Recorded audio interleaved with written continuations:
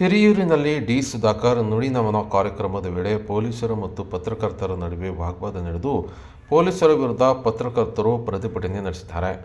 ಇನ್ನು ಚಿತ್ರದುರ್ಗ ಜಿಲ್ಲೆ ಹಿರಿಯೂರು ಪಟ್ಟಣದಲ್ಲಿ ಅಗಲಿದ ನಾಯಕ ಡಿ. ಸುಧಾಕರ್ ನುಡಿ ನಮನ ಕಾರ್ಯಕ್ರಮ ಹಮ್ಮಿಕೊಳ್ಳಲಾಗಿತ್ತು. ಈ ಕಾರ್ಯಕ್ರಮಕ್ಕೆ ಮುಖ್ಯಮಂತ್ರಿ ಡಿ. ಕೆ. ಶಿವಕುಮಾರ್ ಅವರು ಮುಖ್ಯ ಅತಿಥಿಯಾಗಿ ಆಗಮಿಸಿದ್ದರು.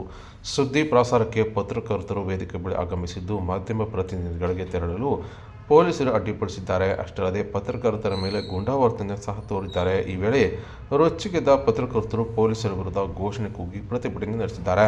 ಪತ್ರಕರ್ತರ ಜೊತೆ ಸರಿಯಾಗಿ ವರ್ತನೆ ತೋರದ ಎಸ್ಪಿ ರಂಜಿತ್ ಕುಮಾರ್ ಭಂಡಾರ ವಿರುದ್ಧ ಘೋಷಣೆ ಹಾಕಿ ಆಕ್ರೋಶ ಹೊರಹಾಕಿದ್ದಾರೆ. ಅಷ್ಟಲ್ಲದೆ ನಿನ್ನೆ ಕೂಡ ಸಿಎಂ ಭೇಟಿ ವೇಳೆ ಪತ್ರಕರ್ತರಿಗೆ ಎಸ್ಪಿ ರಂಜಿತ್ ಕುಮಾರ್ ಭಂಡಾರು ನಿರ್ಬಂಧ ಹೇರಿದ್ದರು.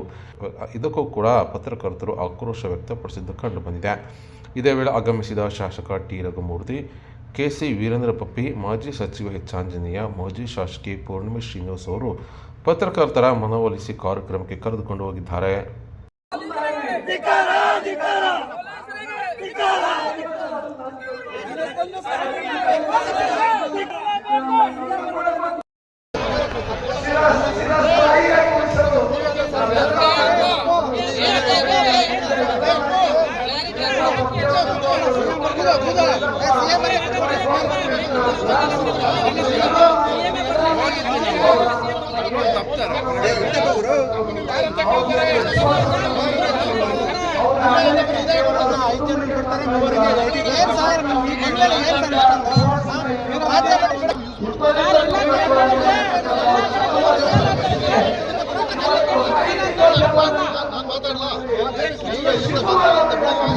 ಅಲ್ಲಿಂದ ಗ್ಯಾಂಗ್ ಇದೆ.